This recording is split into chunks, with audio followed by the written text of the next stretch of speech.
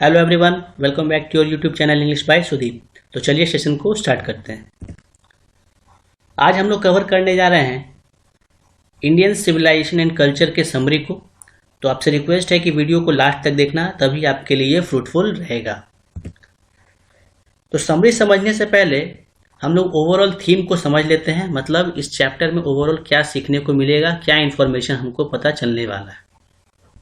The present extract Indian civilization culture. तो ये जो हम लोग पढ़ने जा रहे हैं ये एक्चुअली एक्सट्रैक्ट है, मतलब कहीं से लिया गया हिस्सा है।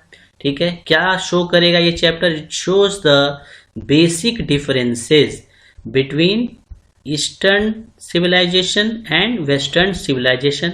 मतलब इसमें हमें पता चलेगा कि eastern civilization and western civilization में क्या डिफरेंस है। मतलब पूर्वी सभ्यता जिसमें हम लोग आते हैं, और वेस्टर्न सभ्यता मतलब पश्चिमी सभ्यता जिसमें अमेरिका, ब्रिटेन, ये सारे देश आते हैं, उसमें डिफरेंस क्या है, ये इंफॉर्मेशन हमें इस चैप्टर में मिलने वाला है। इसलिए ध्यान से देखना है वीडियो को। फर्स्ट पैराग्राफ पर अगर आप फोकस करो, फर्स्ट पैराग्राफ पर गिवन है the present extract is written by Mahatma Gandhi. मतलब ये तो क्लियर है कि ये जो एक्सट्रैक्ट हम लोग पढ़ने जा रहे हैं उसके राइटर कौन है? महात्मा गांधी। ठीक है, ऑब्जेक्टिव में कुछ भी क्वेश्चन आ सकता है, किसी भी क्वेश्चन को आसान नहीं समझना, ऐसा नहीं कि इसको आप स्किप कर देना। जो भी इंफॉर्मेशन आपको लगे कि आपको नोट करना है उसको नोट करते चलना है आपको। ठीक है, आगे पढ़ते हैं। Is popularly known as Bapu और the father of the nation. Mahatma Gandhi को हम लोग पॉपुलरली बापू के नाम से या फिर फादर ऑफ द नेशन के नाम से जानते हैं। ठीक है, आपको याद रखना है कि जब भी आप लिख रहे हो कुछ भी समरी, उसमें आपको मेंशन करना है राइटर या फिर ऑथर या फिर जो भी पोएट है उनके बारे में। जैसे यहाँ मैंने सेकंड पैराग्राफ में किया है, महात्मा गांधी का इंट्रोडक्शन दिया है मैंने। Mahatma Gandhi was born on 2 अक्टूबर 1869। ठीक है, जन्म हुआ था 2 अक्टूबर और 1869 ईयर में। कहाँ पर हुआ था? पोरबंदर। पोरबंदर कहाँ है? तो गुजरात में। He was a lawyer by profession. Objective में क्वेश्चन पूछ सकता है कि उनका प्रोफेशन क्या था, तो वो क्या थे? लॉयर थे। ठीक है, and well known for his contribution in gaining independence for India. मतलब मुख्य रूप से जो प्रसिद्धि उनको हासिल हुई थी वो इसलिए हुई थी क्योंकि उन्होंने भारत की आज़ादी में अपना योगदान दिया था। अब आइए फ्रेंड्स, फर्स्ट पैराग्राफ पर फोकस करते हैं, समरी जो हमारा रिलेवेंट है। गिवन है Mahatma Gandhi says that seeds of Indian civilisation were sown by our ancestors. ठीक है, मतलब महात्मा गांधी कहते हैं कि जो हमारे सिविलाइजेशन की जो नींव रखी गई है, जो सीड्स, जो स्टार्टिंग हुई है, वो बीज बोने का काम, वो स्टार्टिंग करने का काम किसने किया था? हमारे एंसेस्टर्स ने किया था।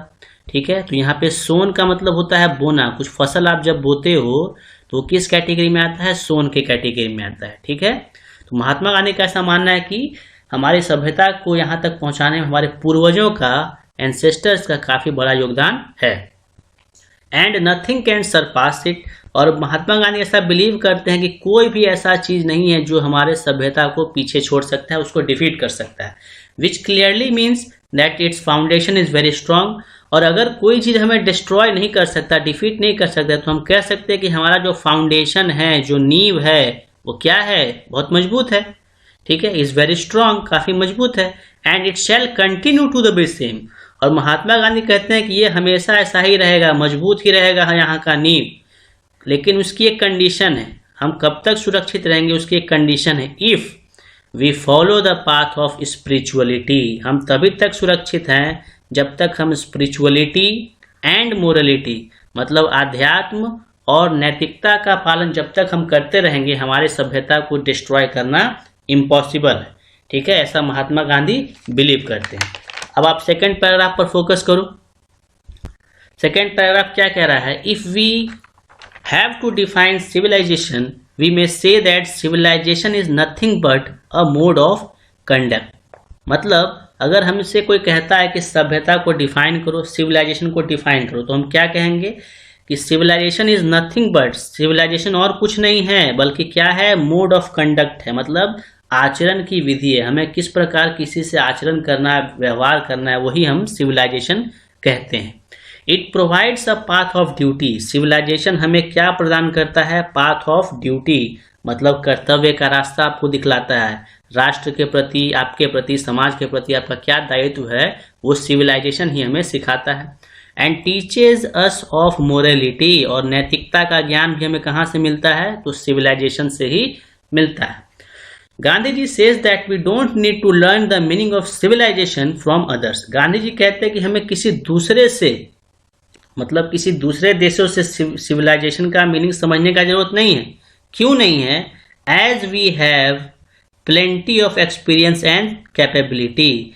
क्यों नहीं है? क्योंकि हमारे पास प्रचुर मात्रा में एक्सपीरियंस भी है, प्रचुर मात्रा में कैपेबिलिटी है, क्षमता भी है, एक्सपीरियंस भी है, अनुभव भी है, तो हमें दूसरे से सीखने की क्या जरूरत है। नेक्स्ट देखते हैं। He says that mind is a restless bird. Gandhi ji कहते हैं कि मस्तिष्क जो हमारा है, जो हमारा मन है, वो क्या होता है? एक रेस्टलेस बर्ड के समान होता है। मतलब हमारा मस्तिष्क जो है, मन जो है, वो हमारा चंचल होता है, कभी ये इच्छाएं कभी वो इच्छाएं। इट इज ह्यूमन नेचर, यह मानव का नेचर है, प्रवृत्ति है। That the more it gets the more it wants. हमारा नेचर क्या है कि जितना हमें मिलता है, द मोर इट गेट्स, हमें जितना भी मिलता है, द मोर इट वांट्स, उतनी की इच्छा और बढ़ती है। एंड स्टिल रिमेन्स अनसेटिस्फाइड, और मिलने के बावजूद भी हम लोग क्या रहते हैं? असंतुष्ट रहते हैं। Therefore our ancestors set a limit to their indulgence. इसीलिए हमारे पूर्वजों ने क्या किया था कि एक लिमिट सेट कर लिया था। किस चीज के लिए? इंडल्जेंस के लिए। अब इंडल्जेंस का मतलब होता है इच्छा पूर्ति। मतलब उन्होंने क्या किया कि अपनी इच्छा पूर्ति पर एक कंट्रोल लगा लिया था। According to them happiness is nothing but a mental condition. और अपनी इच्छा पर कंट्रोल इसीलिए लगाया क्योंकि वो लोग समझ गए थे कि हैप्पीनेस का मीनिंग क्या होता है। हैप्पीनेस और कुछ नहीं है भाई, बल्कि क्या है? एक मेंटल कंडीशन है, मानसिक सोच है। मतलब अगर आपने अपने दिमाग में सोच लिया कि आप प्रसन्न हो तो आप प्रसन्न हो, आप दुखी हो तो आप दुखी हो, इसका पैसे से कोई लेना देना नहीं। Therefore, we shouldn't indulge ourselves into luxurious things। इसीलिए हमें अपने आप को आरामदायक या महंगी चीजों में संलिप्त नहीं कर लेना है। इंडल्ज का मतलब संलिप्त, किसी चीज में संलिप्त हो जाना। Our ancestors believed that we should use our hands and feet as far as possible। हमारे पूर्वजों का मानना था कि हमें अपने हाथ और पैर का इस्तेमाल करना चाहिए जहां तक संभव हो सके। क्यों? ऐसा क्यों? ऐसा इसीलिए क्योंकि it also keeps our health well, क्योंकि इससे हमारा स्वास्थ्य भी अच्छा रहता है। Now Mahatma Gandhi says that there can't be a perfect civilization. तो यहाँ पर गांधी जी कहते हैं कि परफेक्ट सिविलाइजेशन नाम का कुछ होता ही नहीं। मतलब परफेक्ट सिविलाइजेशन जैसा कोई चीज है ही नहीं। मतलब कोई भी ऐसा सभ्यता नहीं है जो परफेक्ट है अपने आप में। Every civilization lacks something. जितना भी सिविलाइजेशन है उसमें कुछ ना कुछ कमी है। So we must accept this fact. इसीलिए हमें इस फैक्ट को एक्सेप्ट कर लेना चाहिए, इस सच को एक्सेप्ट कर लेना चाहिए। और अगर हम इस सच्चाई को एक्सेप्ट कर लेते हैं तो संतुष्ट रहेंगे। आप अगर संतुष्ट रहोगे तभी खुश रहोगे। ठीक है, तो महात्मा गांधी कह रहे हैं कि आप संतुष्ट रहो। आप ये मान के चलो कि कोई सभ्यता जो है अपने आप में कंप्लीट नहीं है, तब आप प्रसन्न रहोगे जहां हो वहीं पर। By comparing Indian civilization with western. अब यहाँ पे गिवन है कि हम लोग अगर कंपेयर करें इंडियन सिविलाइजेशन को वेस्टर्न सिविलाइजेशन से, तो महात्मा गांधी क्या कहते हैं? यहाँ पर ही का मतलब महात्मा गांधी। महात्मा गांधी क्या कहते हैं? That Indian civilization mainly focuses on the development of moral being. कि इंडियन सिविलाइजेशन जो है वो कहाँ पर फोकस करता है? वो फोकस करता है मोरल बीइंग पर, नैतिक मूल्यों पर। वेयर एज द वेस्टर्न, वहीं वेस्टर्न सिविलाइजेशन कहाँ पर अपना फोकस कर लगाता है? वो लगाता है इमोरलिटी पर, अनैतिक चीजों पर। ये बेसिक डिफरेंस हुआ हमारे बीच और वेस्टर्न सिविलाइजेशन के बीच। We are true believer of God. हम लोग क्या हैं? भगवान में विश्वास रखते हैं, ट्रू बिलीवर है। ट्रू बिलीवर कहने का मतलब पूर्ण रूप से विश्वास रखते हैं। But western civilisation does not believe in God. लेकिन जो वेस्टर्न सिविलाइजेशन है वो भगवान में विश्वास नहीं रखता है। आगे देखते हैं first paragraph. Mahatma Gandhi says that both western and eastern civilization are good in their own spheres। Mahatma Gandhi कहते हैं कि दोनों सही है। वेस्ट अपने जगह पर देखा जाए तो वेस्टर्न सिविलाइजेशन सही है, और हम लोग अगर खुद की एनालिसिस करें तो हम लोग अपने जगह पर सही हैं। मतलब दोनों अपने अपने जगह पर, दोनों अपने अपने स्फेयर पर, जगह पर सही है। But we should not copy that, लेकिन वो कह रहे हैं कि हमें वेस्टर्न सिविलाइजेशन की कॉपी करने की जरूरत नहीं है। ठीक है, यूरोपियन सिविलाइजेशन वेस्टर्न को ही कहते हैं, उसकी कॉपी करने की जरूरत नहीं है। क्यों नहीं जरूरत है? As it is not made for us, क्योंकि वो सिविलाइजेशन हम लोगों के लिए नहीं बना। And it will destroy us, और वो हमें बर्बाद कर देगा। कब करेगा? लेकिन if we ever try to copy it, कभी भी हम उस सिविलाइजेशन को कॉपी करने जाते हैं तो हम लोग अपने आप को बर्बादी की तरफ ले जा रहे होते हैं। ऐसा महात्मा गांधी का मानना है। सेकंड पैराग्राफ देखते हैं। As far as the civilization is concern, जहां तक सिविलाइजेशन का जिक्र किया जाए, जहां तक सिविलाइजेशन का चर्चा किया जाए, modern civilization is an indefinite multiplicity of human bonds. तो मॉडर्न सिविलाइजेशन का मतलब क्या हुआ? मॉडर्न सिविलाइजेशन का मतलब हुआ इनडेफिनिट, अनिश्चित, अनंत मल्टीप्लिसिटी ऑफ ह्यूमन बॉन्ड्स। मतलब मॉडर्न सिविलाइजेशन में मानवीय इच्छाओं की कोई भी लिमिटेशन नहीं होती, अनंत है इच्छाएं। लेकिन वहीं पर इंडियन सिविलाइजेशन हमें क्या सिखाता है? यह सिखाता है रिस्ट्रिक्शन ओवर आवर वांट्स। अपनी इच्छाओं पर क्या करो? कंट्रोल लगाओ। यही डिफरेंस है मॉडर्न में और हम लोगों में। आगे देखते हैं। Indians have discovered their happiness in the field of spirituality. Gandhi ji अब कह रहे हैं इस पैराग्राफ में कि भारतीय लोगों ने अपनी खुशी ढूंढ ली है। कहां पर है उनकी खुशी? स्पिरिचुअलिटी में, आध्यात्म में, धर्म में है उनकी खुशी भारतीयों की। Whereas the western in the field of materialism, और वहीं पर वेस्टर्न लोगों ने कहां ढूंढी है अपनी खुशी? मेटेरियलिज्म, भौतिकवादी चीजों में, सुखवादी चीजों में। ठीक है। There is no doubt that no civilization can match the civilization of India. वो आगे कह रहे हैं कि बिल्कुल no civilization can match the civilization of India. कोई ऐसा सिविलाइजेशन है ही नहीं जो भारत के सिविलाइजेशन को छू भी सके, मैच भी कर पाए दूर दूर तक। And this is due to the pride, और ऐसा इसीलिए है due to the pride that we have maintained for so many years. जो गौरवशाली इतिहास हम लोगों ने बना कर रखा है, उसी का ये रिजल्ट है कि कोई भी सिविलाइजेशन दूर दूर तक हमें मैच तक नहीं कर सकता, हमसे कंपैरिजन भी नहीं कर सकता। आगे देखते हैं। Mahatma Gandhi has also given us a very important lesson through this chapter.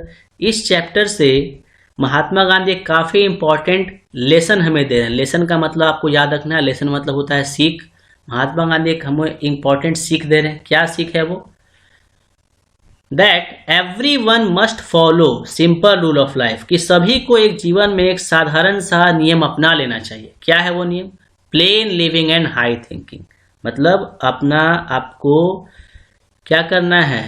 Plane living रखना है, सादा जीवन रखना है, और अपने विचार कैसे रखने हैं? हाई रखने। सादा जीवन उच्च विचार, जो कि बहुत पुरानी कहावत है। As this is the only way by which we can be happy and satisfied. यही एक इकलौता तरीका है जिससे कि हम लोग खुश भी रह सकते हैं और संतुष्ट भी रह सकते हैं। और कोई तरीका नहीं। आपके पास कितना भी धन हो जाए, उसका कोई गारंटी नहीं है कि धन होने से आप प्रसन्न हो रहोगे। लेकिन अगर आप अपने जीवन को प्लेन रखते हो और विचार को हाई रखते हो, तो अल्टीमेटली आज नहीं तो कल आप जो है वो गोल पा लोगे जो आपके लाइफ को चाहिए। ठीक है। नाउ लास्ट पैराग्राफ पर आते हैं। The lesson that we get from this chapter. इस चैप्टर से जो हमें सीख मिलती है वो क्या है? वी मस्ट प्रमोट मोरलिटी, कि हमें किस चीज को प्रमोट करना है अपनी लाइफ में? मोरलिटी को, नैतिकता को बढ़ावा देना है, क्योंकि हम लोग इंडियन सिविलाइजेशन से हैं। एज इट गिव्स कंटेंटमेंट, क्योंकि अगर आप मोरलिटी को बढ़ावा दोगे तो इससे आपको क्या मिलेगा? आपको और सोसाइटी को क्या मिलेगा? दोनों को मिलेगा कंटेंटमेंट, संतुष्टि, एंड हैप्पीनेस, और खुशी मिलेगी। सिर्फ आपको ही नहीं बल्कि टोटल ह्यूमन बींग्स को इससे खुशी भी मिलेगी और संतुष्टि भी मिलेगी। और जीवन में इन दो चीजों से बड़ा और कोई भी चीज नहीं होता। So guys, thank you very much. आज हम लोगों ने एक इम्पॉर्टेंट टॉपिक को कवर किया है। अगर आपको वीडियो पसंद आता है तो आप लाइक करो, उसको शेयर करो अपने ग्रुप्स में, एंड चैनल को जरूर सब्सक्राइब करो। Thank you so much.